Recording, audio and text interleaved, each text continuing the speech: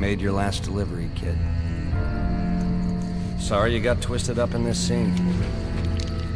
Welcome to MojoPlays, and today we're taking a look at 20 of the biggest celebrities to grace the Fallout games. I am Alpha and Omega, the beginning and the end. I will give unto him that is athirst of the fountain of the water of life freely. Before we begin, we publish new videos all week long, so be sure to subscribe to MojoPlays and ring the bell to be notified about our latest videos. Ron Pearlman. War. War never changes.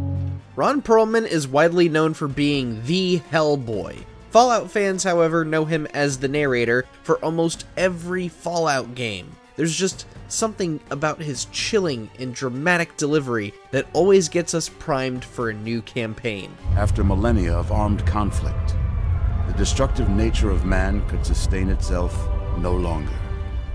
Other games you may have heard Pearlman in include Halo 2 as Lord Hood, Conan the Barbarian in the 2007 Conan game, and the 2005 FPS Gun as Mayor Hoodoo Brown. What seemed like a simple delivery job has taken a turn for the worse. Keith David.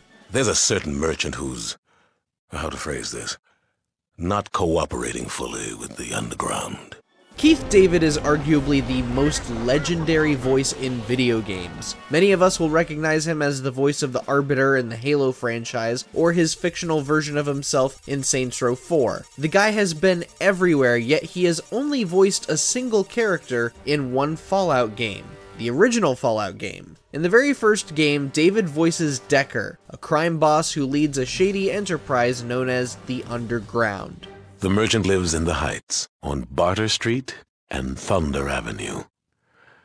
Your initial pay will be handed to you on your way out. And to think this was his very first video game role, just as he was making a breakthrough as the voice of Spawn in the HBO animated series. Not a healthy idea. Cath Susi. Join. Die! Join.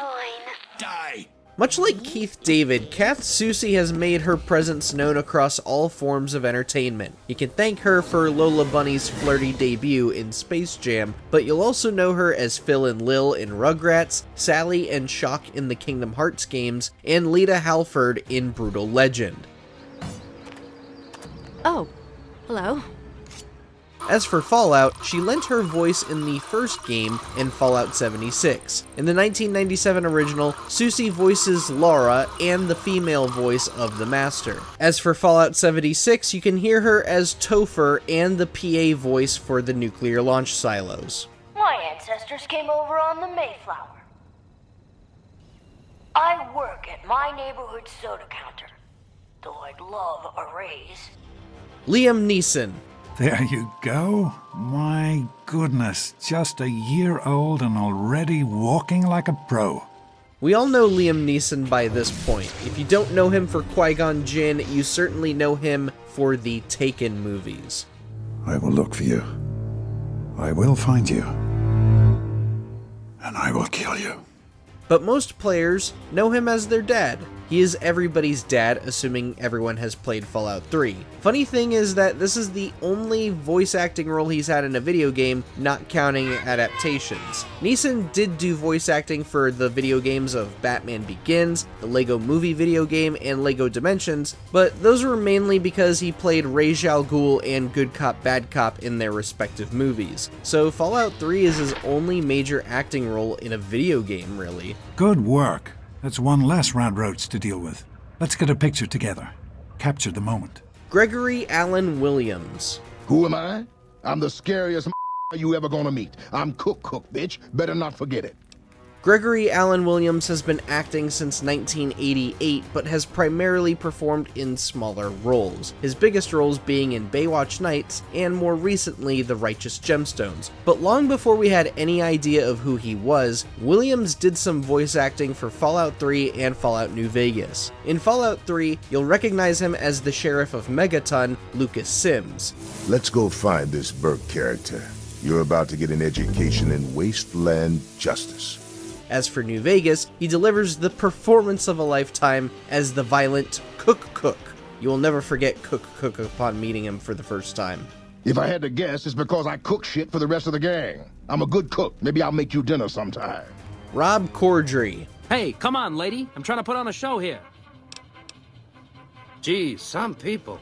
Rob Corddry has made a name for himself in stand-up comedy, and he's just as big in movies and TV. From Hot Tub Time Machine to Children's Hospital, Corddry never fails to deliver big laughs, which makes his role in Fallout New Vegas all the more fitting. While exploring New Vegas, you may stumble upon Billy Knight, a street performer who used to be a comedian until his self-doubt started creeping in.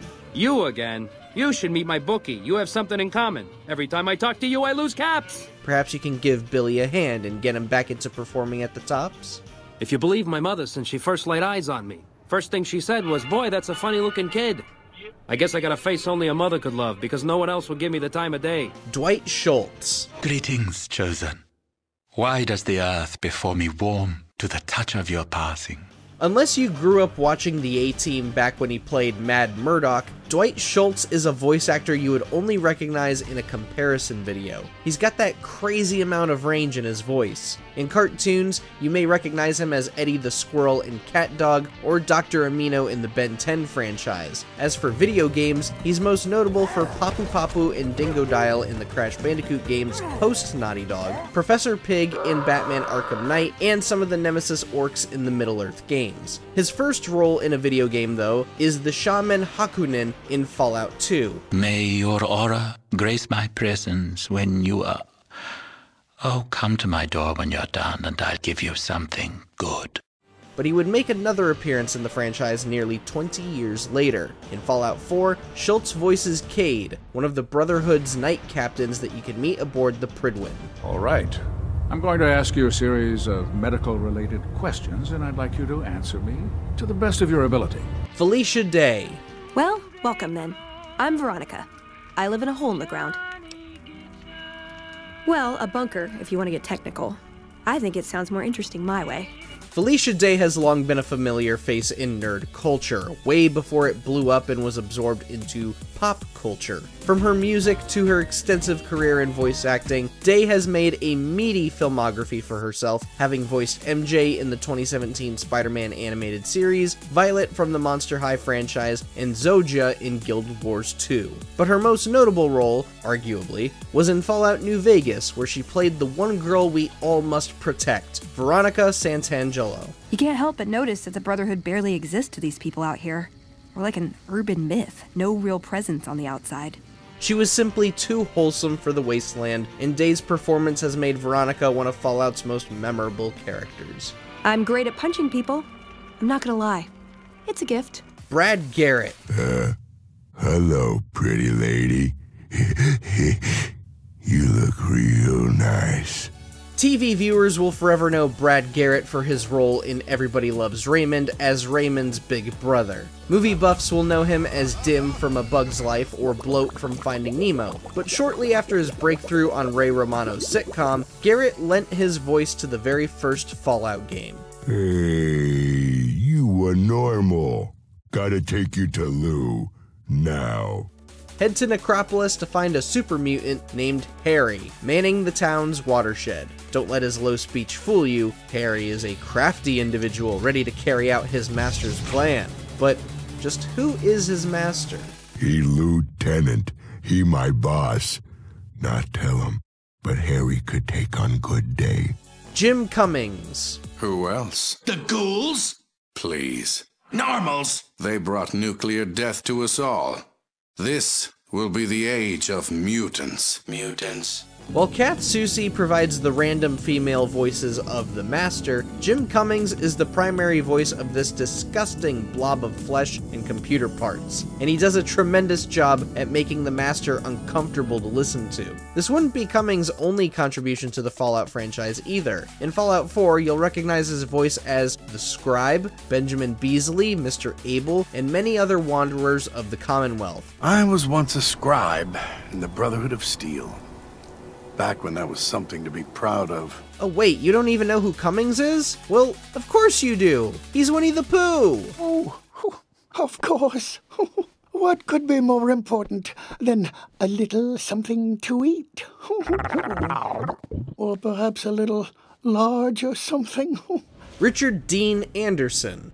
The name's Killian Darkwater. I'm the mayor of this fine town. And who might you be? The older crowd will know Richard Dean Anderson for one role and one role only. He's MacGyver. He's also Jack O'Neill across the Stargate franchise, but MacGyver was one of the biggest TV shows in the late 80s. In the world of video games, though, the first Fallout is one of his 2 only credits. In Fallout, Anderson voices the mayor of Junktown, Killian Darkwater. Inside, trouble's been from the skulls. And I hear some strange things happening down by the hub, but they haven't affected us yet. Knock on my mother-in-law's head. If you want to help him bring justice to Junktown, you'll have to work with him to bring down the crime boss known as Gizmo, who is also voiced by Jim Cummings. I would, but there must be no connection between me and Killian's unfortunate demise. Danny Trejo. You forget about me already, boss? You sure you didn't take a blow to the head or something? My name is Raul Alfonso Tejada.